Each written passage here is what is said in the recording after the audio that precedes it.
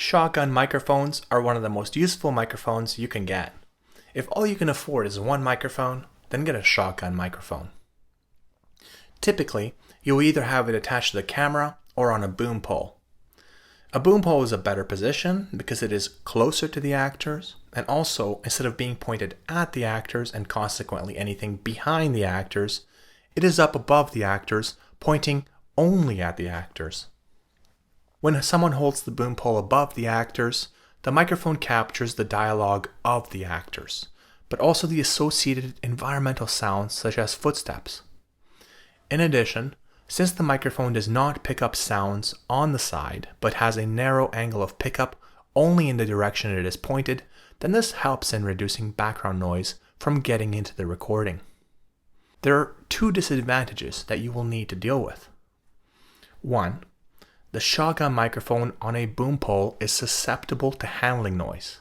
I've had shoots ruined by operators which move their hands around the pole a little bit too much. You not only need to make sure you can communicate how sensitive the microphone is to handling noise to your operator, but you need to add on a special shock mount. 2. Anytime you use a microphone outside, it is susceptible to wind noise. The wind pressure can easily move a microphone's diaphragm, so make sure you cover the microphone with some sort of foam such as windscreen. A shotgun microphone. In addition to the shotgun microphone, you will need a boom kit. The boom kit consists of a boom pole, microphone holder, and a windscreen. An audio assistant is needed on set to operate the boom. The microphone will need to be checked that it is recording, and levels will need to be set at the appropriate level. Throughout the shoot, the boom operator will monitor the audio to ensure a quality recording. Another useful microphone is the lavaliere microphone. The lavaliere microphone, sometimes referred to as a lav, is another great type of microphone that you should consider for your kit. I can tell you that I've purchased some inexpensive lavs before, and the results were poor. Try to stay away from cheap lavs and you will have a microphone that sounds rich, personal, and high quality. The reason it sounds like this has to do with how close it is positioned to the subject's mouth. Usually it is pinned on the blouse or shirt or tie, and at this distance, which is less than about 12 inches, the microphone is very effective at picking up a rich vocal track. One thing to note is that this microphone is made for picking up just the sound of the person wearing it, so you will pretty much need a lav for every person appearing on camera. If you're shooting in the studio, you can easily use a wired lavalier microphone. However, when you are on a set with multiple people in the field, then the wireless lav kit will be handier. This way, people do not trip over each other's wires. The wireless lavalier is a system where the actor has a normal lav microphone attached to a transmitter on their belts. The transmitter transmits the wireless signal to a small receiver attached to the recording device. It's very important to realize that DSLR cameras have a very poor microphone built into the camera. These cameras were originally designed to take only photos. Then they were upgraded to handle video, but at no point was there an upgrade to the audio system to handle any type of professional audio. As a result, the audio offered by DSLR-like cameras is absolutely horrendous. For this reason, people that use a DSLR for video project use a double system sound. Double system simply means recording a scene with two devices.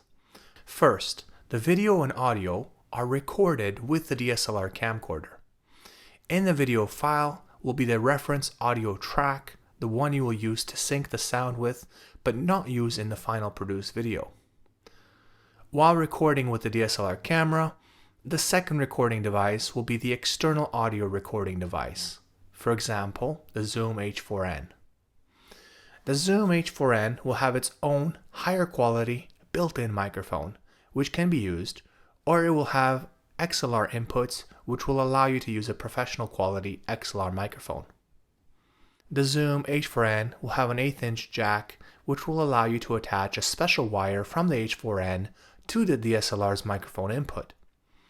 This will make sure that the same microphone that is used to record the professional sounding track on the H4n will also be used to record the reference audio track to the DSLR.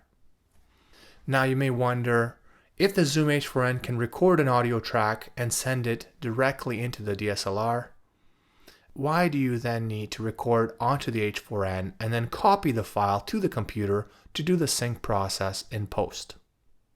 This is a good question. The reason for doing all this extra work is that you cannot rely on the DSLR mic input to capture the microphone signal effectively. You must avoid using the audio that comes into the DSLR for the recording, relying on it solely for the syncing process.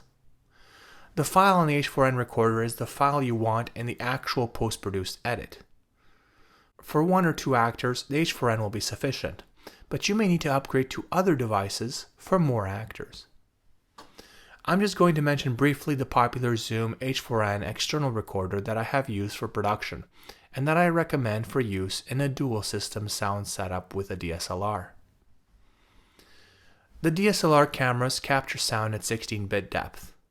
Most external recorders nowadays, like the Zoom H4n, offer a number of frequency and bit depth options, usually ranging from 16-bit 44 kHz all the way up to 96 kHz 24-bit.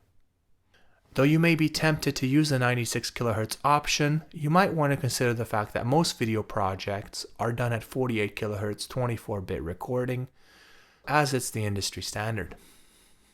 In addition, the external recorders are great as you can record wave sound, which is higher quality than a compressed audio scheme. As for the sound inputs to the recorder, it will allow you to record up to 4 tracks at the same time. It has 2 external 1/4-inch or XLR inputs, as well as 2 decent quality onboard microphones. I find the onboard microphones very precise, clear, and generally like the sound. Also, I tend to hook in an XLR microphone when the action is further away from the camera or when there is movement in the scene, as then I can benefit from having a boom operator and the fact that XLR cables transmit high quality sound over a longer distance.